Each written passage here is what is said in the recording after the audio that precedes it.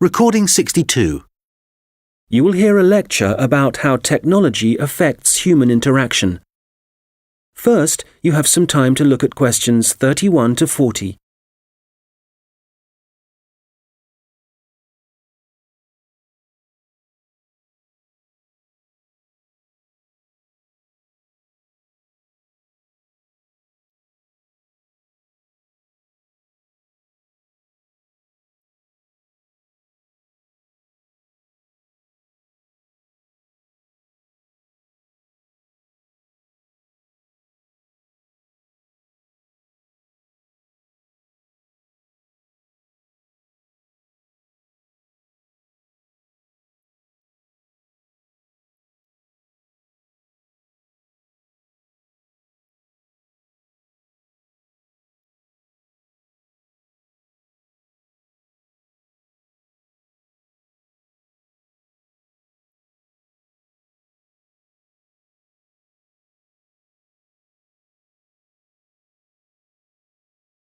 Good morning. Today, we're thinking about the way that technology is influencing our social structures and the way we interact with one another. Humans, as we know, have always lived in groups.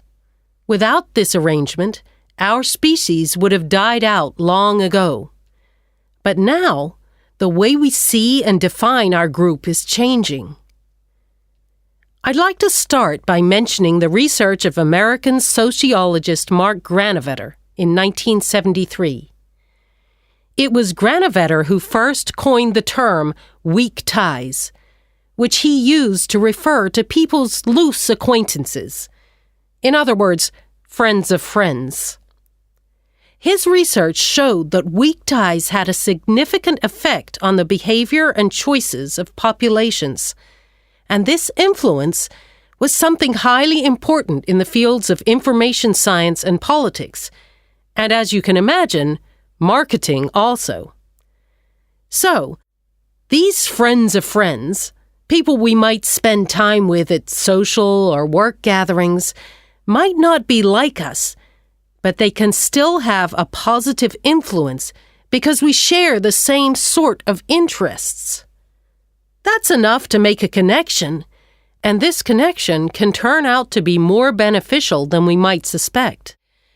An example of this, an example of how the connection can influence us, is when our weak ties get in touch and pass on details about jobs they think might be suitable for us.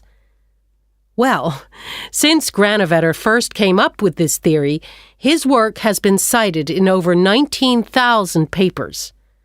Some of these studies have looked at how weak tie networks are useful to us in other ways. And one thing that seems to improve as a result of weak tie influence is our health.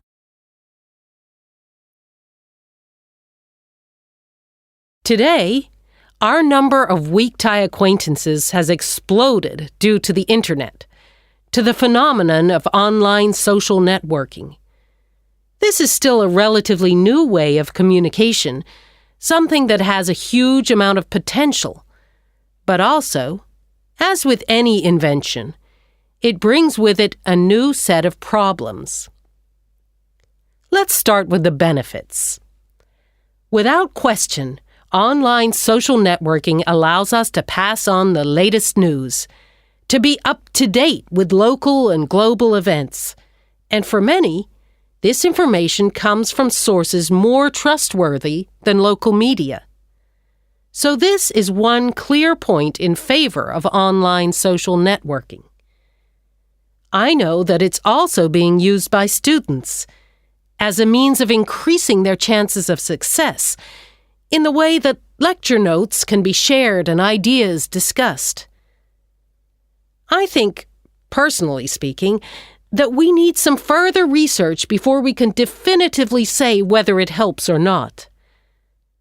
There's also been a great increase in the number of networking sites devoted to sharing advice on health issues, but there are as yet no studies to prove the reliability of that advice.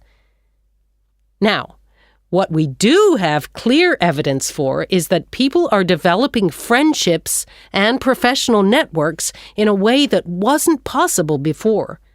The process is faster. I'm not talking about quality here, but simply that they exist. And it's debatable whether the number of online friends that you have increases your level of self-confidence. That's perhaps an area of research some of you might be interested in following up.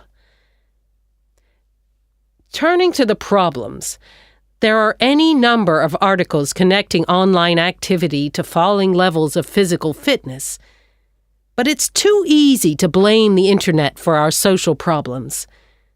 The poor grades of school children are also frequently linked to the time spent on social networking sites. But it would be naive to believe there are no other contributing factors. One real concern, however, is the increase in the amount of fraud, where, for example, people are using the personal data of others, which they've put online, for criminal purposes. This kind of activity seems likely to continue. And then, certainly for employers, online social networking sites have provided a great time-wasting opportunity, reducing productivity like never before, and I doubt they can put a stop to this habit, no matter what restrictions are in place. We'll come back to these issues in a minute, but I'd like to say something about the theories of Robin Dunbar, an anthropologist at Oxford University. Dunbar has found that the human brain has evolved in a way that means we can only give real attention to a particular number of people. 150, apparently. So, for example, if the number of friends on your online network is greater than that, according to Dunbar, this would imply the relationships are only superficial. Dunbar is not against online relationships, but he maintains that face-to-face interaction is essential for the initial creation of true friendship and connections.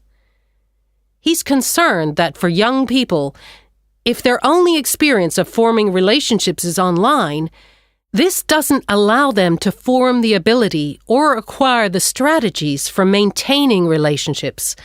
For example, in situations where negotiation or diplomacy is required, or where it's essential for